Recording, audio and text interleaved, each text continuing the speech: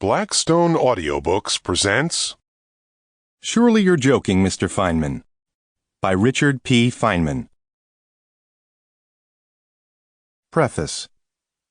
The stories in this book were collected intermittently and informally during 7 years of very enjoyable drumming with Richard Feynman.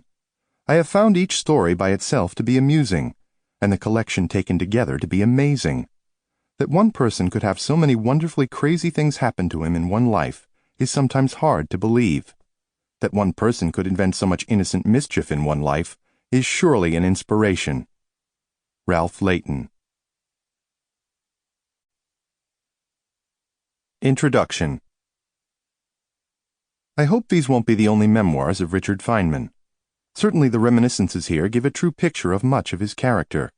His almost compulsive need to solve puzzles, his provocative mischievousness, his indignant impatience with pretension and hypocrisy, and his talent for one-upping anybody who tries to one-up him.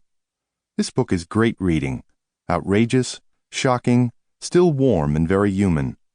For all that, it only skirts the keystone of his life, science. We see it here and there as background material in one sketch or another, but never as the focus of his existence, which generations of his students and colleagues know it to be. Perhaps nothing else is possible. There may be no way to construct such a series of delightful stories about himself and his work, the challenge and frustration, the excitement that caps insight, the deep pleasure of scientific understanding that has been the wellspring of happiness in his life. I remember when I was his student how it was when you walked into one of his lectures.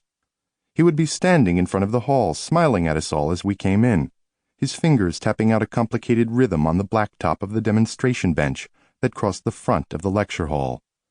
As latecomers took their seats, he picked up the chalk and began spinning it rapidly through his fingers, in a manner of a professional gambler playing with a poker chip, still smiling happily as if at some secret joke.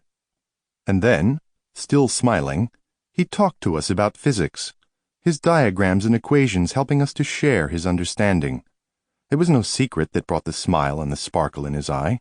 It was physics, the joy of physics. The joy was contagious. We are fortunate who caught that infection. Now here is your opportunity to be exposed to the joy of life in the style of Feynman. Albert R. Hibbs, Senior Member of the Technical Staff, Jet Propulsion Laboratory, California Institute of Technology. Vitals. Some facts about my timing. I was born in 1918 in a small town called Far Rockaway. Sample complete. Ready to continue?